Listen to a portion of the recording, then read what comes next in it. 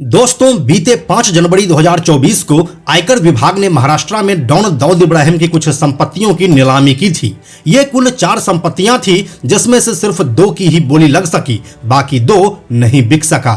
इस बोली लगाने वाले शख्स में जो एक सबसे बड़ा नाम है वो है अजय श्रीवास्तव का। अजय श्रीवास्तव दिल्ली में रहते हैं और वकालत करते हैं। इससे पहले वह मुंबई में भी 10 सालों तक रह चुके हैं और ऐसा बताया जाता है कि वह शिवसेना के कार्यकर्ता भी हैं। लेकिन जहां पर कई बार लोग दाऊद की संपत्ति पर बोली लगाने की सोचते भी नहीं है, वहां पर अजय श्रीवास्तव आखिर क्यों बार बार दाऊद की संपत्ति पर बोली लगाते हैं और उसे अपने नाम भी करवाते हैं। ऐसा करके वो आखिर क्या मैसेज देना चाहते हैं और अब तक वह दाऊद की कितनी संपत्तियों पर बोली लगा चुके हैं, आइए आपको बताते हैं सब कुछ आज के इस वीडियो में। हेलो एंड नमस्कार, मेरा नाम है प्रशांत और आप देख रहे हैं बेजोड़जोड़ा.com का यूट्यूब चैनल। दोस्तों, वकील अजय श्रीवास्तव का दाऊद के प्रॉपर्टी को खरीदना कोई नई बात नहीं है। यह सिलसिला साल 2001 में ही शुरू हो गया था, जब मुंबई में अंडरवर्ल्ड अच्छा खासा मौजूद था। वकील अजय श्रीवास्तव ने साल 2001 में एक अखबार में पढ़ा कि आयकर विभाग दाऊद की 3 जमीनें नीलाम कर रहा था। दाऊद के डर से कोई बोली लगाने के लिए नहीं आया। इसके बाद उन्होंने मुंबई आयकर विभाग में बात की। जमीन का रिजर्व प्राइस 2.5 लाख रुपए था, जिसे उसने खरीद लिया।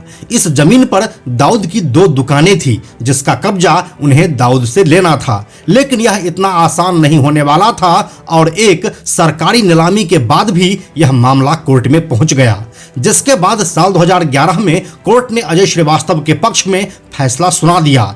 इसके बावजूद भी दाऊद की बहन हसीना पारकर ने इन दुकानों पर कब्जे के खिलाफ बॉम्बे हाई कोर्ट में याचिका लगा दी। फिर साल 2014 में हसीना पारकर की मौत के बाद उसके बच्चे इस केस को आगे बढ़ाने लगे। फिर साल 2022 में कोर्ट ने दूसरी बार अजय श्रीवास्तव के पक्ष में फैसला सुना दिया। यह केस जीतने के कुछ दिनों बाद दाऊद के वकील ने अजय श्रीवास्तव से कांटेक्ट किया। वे उनको मुंहमांगी कीमत देकर जमीन वापस लेना चाहते थे, जिसके जवाब में वकील साहब ने कहा कि मैं कोई व्यापारी नहीं हूँ, इस जमीन से मुझे कोई मुनाफा नहीं कमाना है। मेरा मकसद लोगों के बीच से दाऊद इब्राहिम के खौफ को खत्म करना है।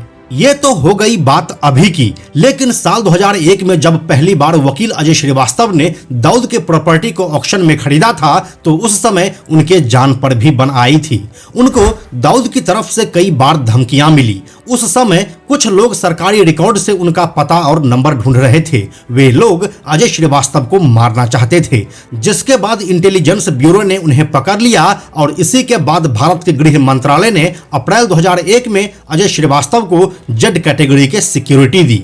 वकील अजय श्रीवास्तव के मुताबिक साल 2002 में मैं दिल्ली में कहीं जा रहा था। मेरी सिक्योरिटी के लिए मिले जवान भी साथ थे। रिंग रोड पर एक जवान के वायरलेस पर मैसेज आया कि आपके पीछे एक कार चल रही है, उसमें बैठे लोग आपको मारना चाहते हैं। उस दिन ट्रैफिक भी था। पहली बार मुझे जान का डर लगा। मुझे लग रहा था कि आज मेरा आखिरी दिन होने वाला है।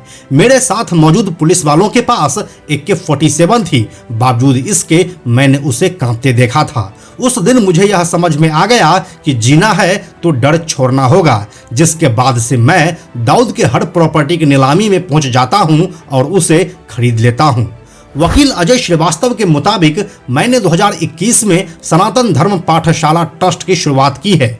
दाऊद के बंगले में हम स्कूल बनाएंगे। मदरसों में जैसे बच्चों को तालीम मिलती है, वैसे ही हम अपने स्कूल में फ्री में सनातनी शिक्षा देंगे। इसके लिए सरकार से अलग अलग लेवल पर मंजूरी चाहिए। इस काम में समय लगेगा, लेकिन हम काम कर रहे हैं। मेरे लोगों ने गांव वालों से भी बात की है। उन्हें शिक्षा की सख्त आवश्यकता है। इसमें दिक्कतें आएंगी, लेकिन हम इसके लिए तैयार हैं। कुल मिलाकर अगर देखा जाए तो वकील अजय श्रीवास्तव देश के कुछ ऐसे चुनिंदा लोगों में शुमार है, जिन्होंने दाऊद के खौफ को जनमानस से निकालने का काम किया है। भले ही वह साल 2001 की नीलामी के बाद से 2 दशक तक कब्जे के लिए कोर्ट में केस लड़ना और जीतना हो, या फिर अभी हालिया दाऊद के पैतृक गांव मुंबके में उसकी पुश्तैनी जमीन पर सबसे बड़ी बोली लगाना।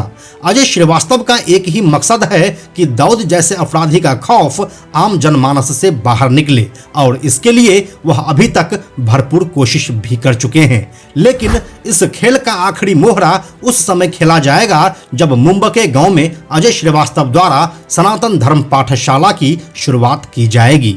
बाकी इस पूरे मामले पर आपका क्या कहना है हमें कमेंट बॉक्स में लिखकर जरूर बताइए। हम जल्दी मिलते हैं आपसे एक नए वीडियो के साथ। यह वीडियो अगर आपको पसंद आया तो इसे लाइक और शेयर जरूर करें।